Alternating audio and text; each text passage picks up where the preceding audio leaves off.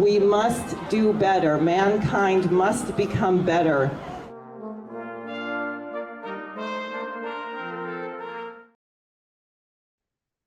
So we got horrible news this morning that the IDF had bombed a food convoy, relief workers who were transporting over 100 tons of food, accompanied by Israeli military in a clearly marked vehicle, were bombed, and 7 people were killed.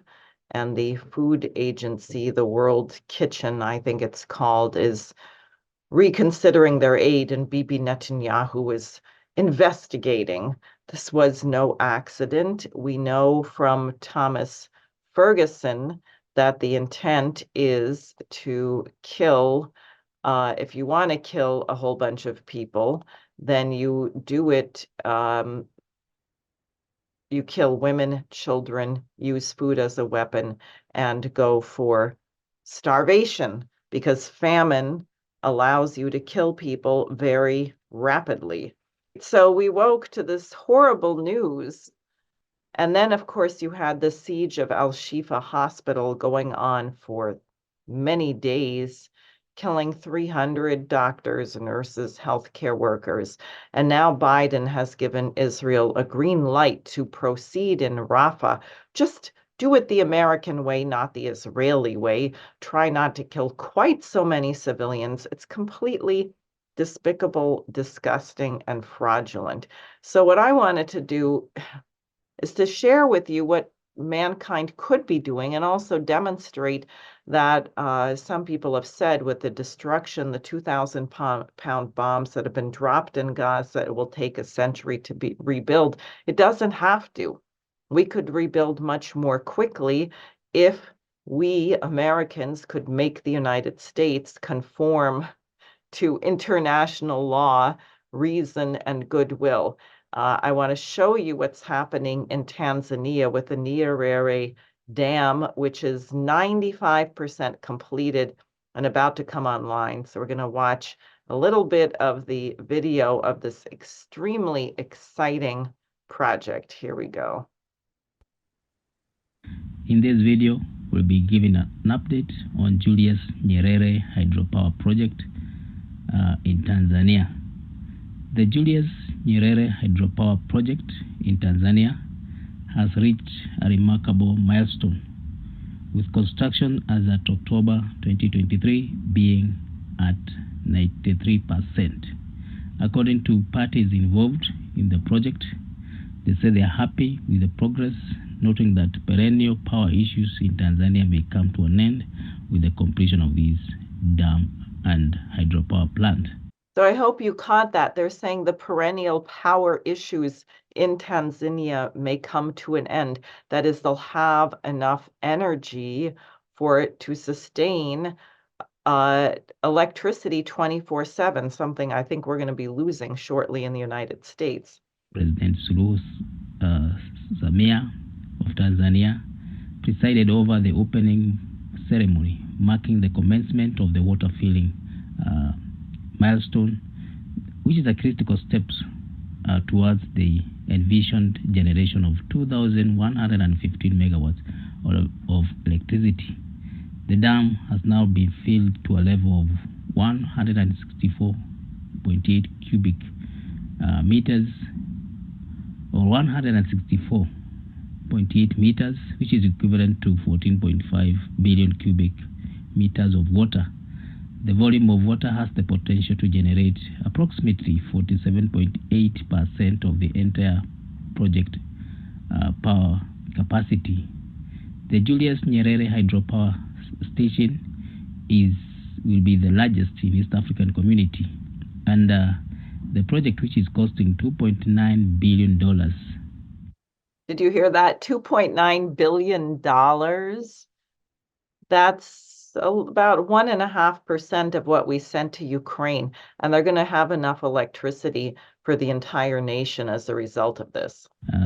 Is in Rufiji River, which is found in eastern Tanzania. The plant is slated to have an installed capacity of 2,115 megawatts and is capable of producing 5,920 gigawatts of power every year. The generated electricity will be transmitted through a 400 kilovolt high voltage power line to a substation where it will be integrated into the national electricity grid. So I'm going to stop and let you go to your own, but here's an update. Julius Nyerere hydropower plant is being connected to the Tanzania national grid. This is dated February 20th, 2024, 95% overall construction project progress, water impounding for dam reservoir completed. First turbine is scheduled for the wet test on February 24th. So I think this is incredibly exciting. Now I'm going to show you something that had something to do with inspiring this project, the Three Gorges Dam and others. The Tennessee Valley Authority, which no one talks about. They don't even teach it to you in school anymore. This was signed into existence, I think, in 1933. Yeah, the Tennessee Valley Authority Act. They had to do a lot of organizing. People did have to be relocated, but they had the advantage of knowing that they wouldn't be flooded one day and facing drought the next day or have malaria and all kinds of horrible diseases. It dramatically raised the standard of living, increased the fertility of the soil, generated electricity, abundant energy at a low cost. And people came from all over the world to see this. This is something that the United States did. This is the kind of thing we used to do. And I'm going to just show you this map so you get a sense of how big this thing is. So here's the whole river where the dams were going to be built. And what you see here is that it includes Kentucky, North Carolina. It just touches South Carolina, maybe a little bit. Georgia, Tennessee, of course, is the bulk of it, Alabama, and Mississippi. So phenomenal. I forget how many dams, 27 or something. You can see some of them here. But that is what the United States used to do. That would be far more productive for our so-called military industrial companies, is building infrastructure that we need. Here in Rockland County along the Ramapo River, we get flooding all the time. We have virtually no water management. There's a park I like to go to, and every time we get heavy rain, the road gets washed out. It's stupid. We're acting like Neanderthals, but somehow we have plenty of money to send weapons to Israel so they can kill children in Gaza, or weapons to Ukraine so that they can sacrifice their whole population for what Senator Lindsey Graham calls an inexpensive war to kill Russians. Russia, by the way, is doing pretty well for all of this. So we have to change our policy. The United States has to go back to being an anti-colonial republic. We need a voice for peace. That's why I'm running for U.S. Senate in New York against Kirsten Gillibrand. We're about to start the petitioning. So if you'd like to volunteer, you can come to New York and help. You can donate if you're a U.S. citizen or green card holder.